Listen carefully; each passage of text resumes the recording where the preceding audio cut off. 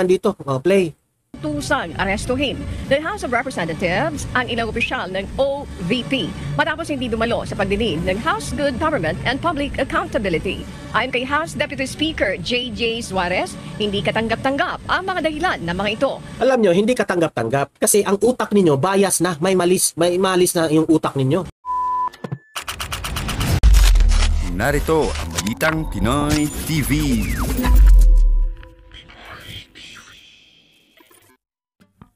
Okay, we are live ngayon sa ating YouTube channel.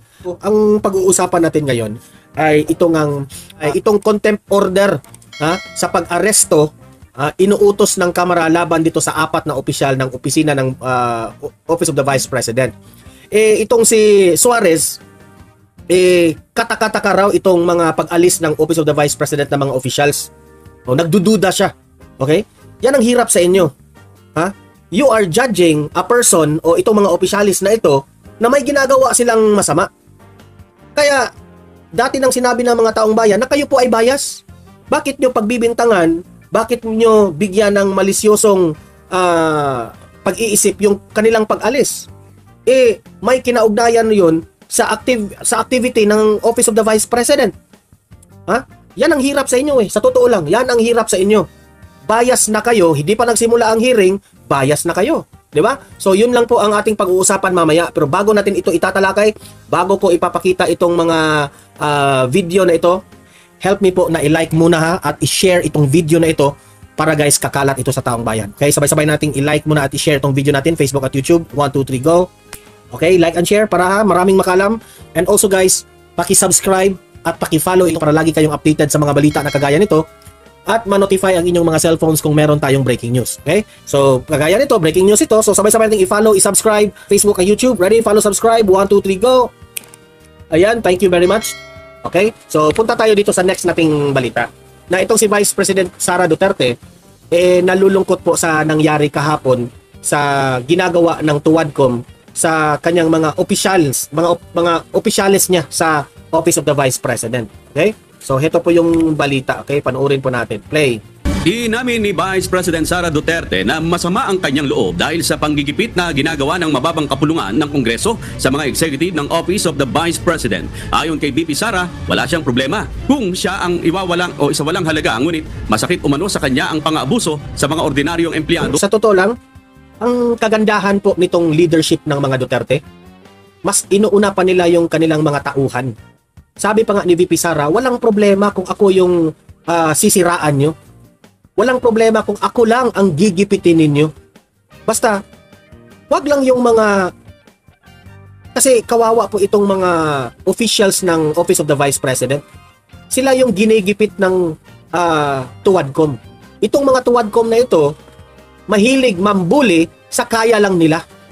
Kita ko nga kahapon, yung mga tauhan ni Vice President Inday Sara Duterte, yung mga officials o mga attorney na pinadala ni VP Sara doon sa Tuwadcom, mga very respectful po. Tingnan nyo yung pinalayas na attorney, na si Attorney Emily ba yun? Kawawa. Pinalayas. Hindi nila pinapaliwanag. So, ang nangyari po kahapon,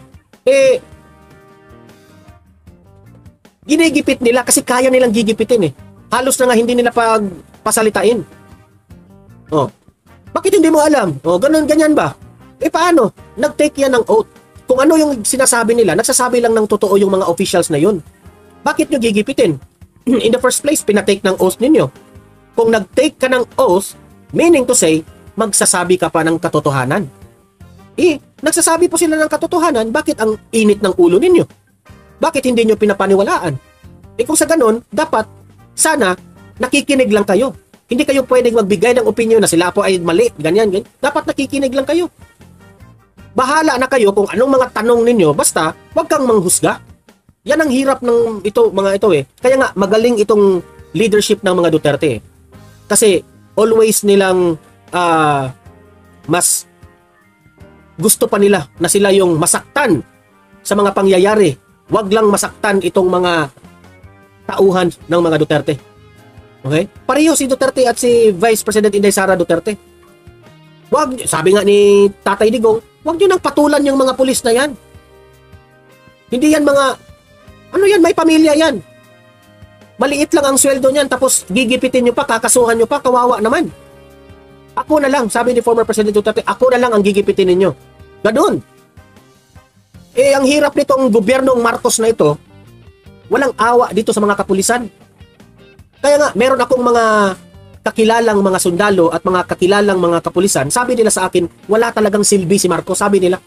Nagtatrabaho na lang sila kasi para sa kanilang mandato. Ang mandate nila is to follow orders.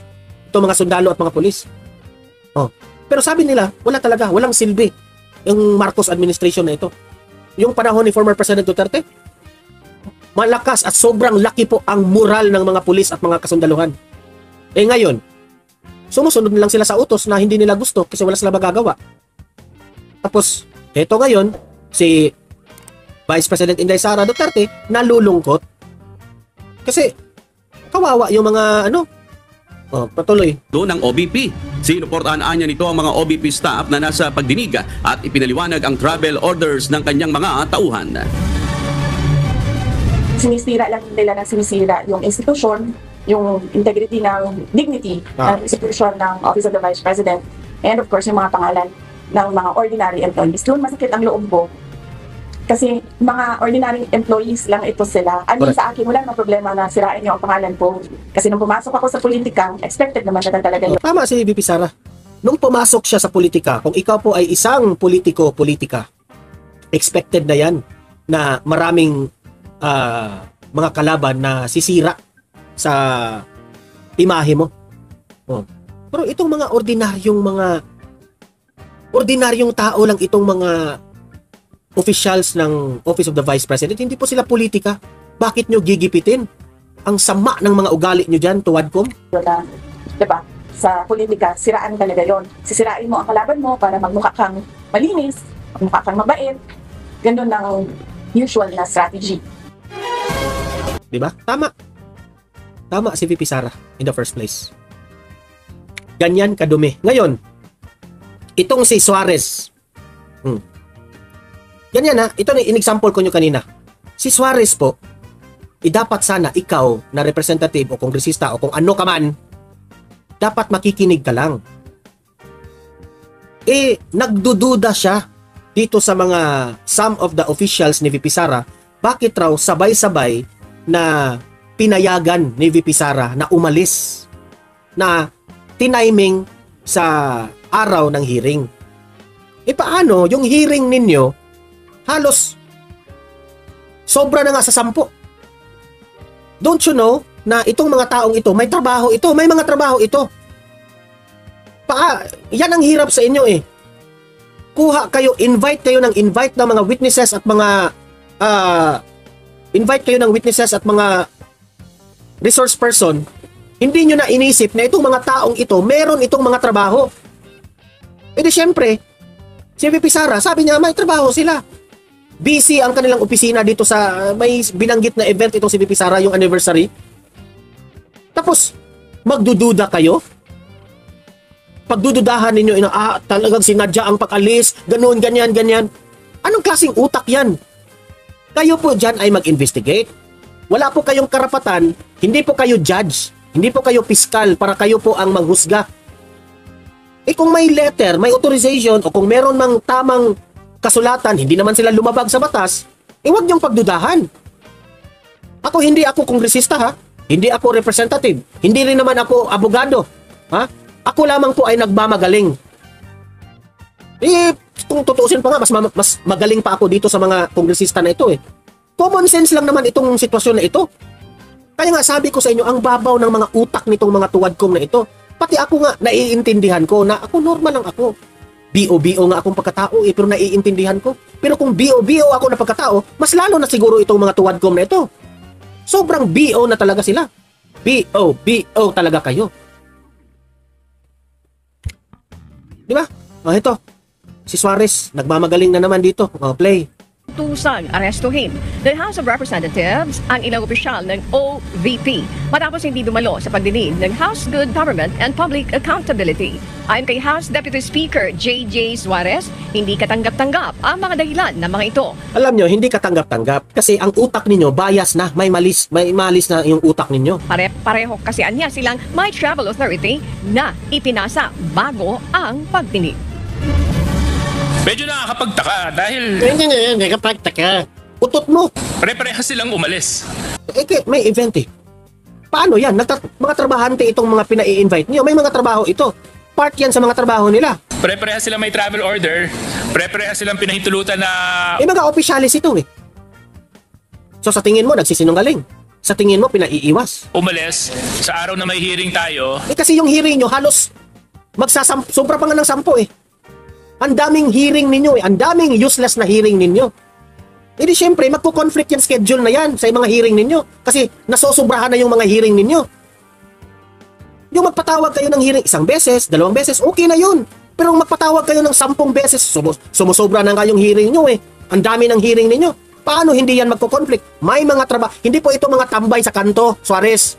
Ha? Hindi po ito tambay sa kanto, yung mga pinag-i-invite ninyo dyan.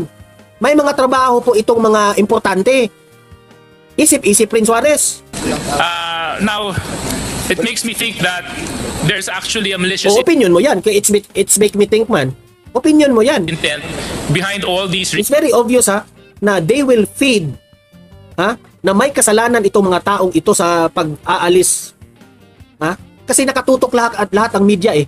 So kayong taong bayan, wag kayong magpalinlang dito sa mga ganitong klaseng kongresista. reasons and travel orders given to them just so that they can again avoid attending today's hearing, Mr. Chair. Yeah? So wag kayong magpalinlang dito sa mga kongresista na ito. Kasi sa totoo lang, kung magpapalinlang kayo, kawawang bayan. Kaya nga, itong pagbablog natin, no?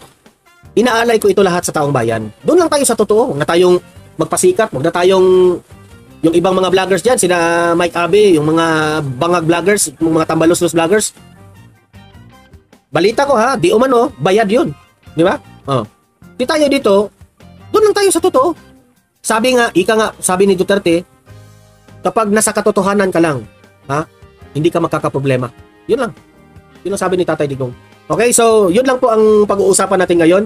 At sa mga nanonood ngayon, libre kayong mag-comment, mag-react sa mga pinag-usapan natin. Pag-usapan natin yan sa comment section. And also guys, i-like at saka i-share itong live natin para kakalat itong balita na ito. And at the same time, mag-subscribe na po kayo sa Donmar TV kung gusto nyong updated lagi kayo sa mga balita. Okay?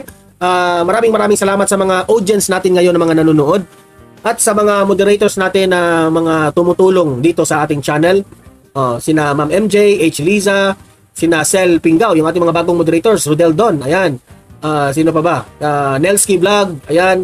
Merciful Alferez, mayor ng mga moderators, Sir Fernie, Virginia Malonzo, Ami Cabrera Davao, ayan.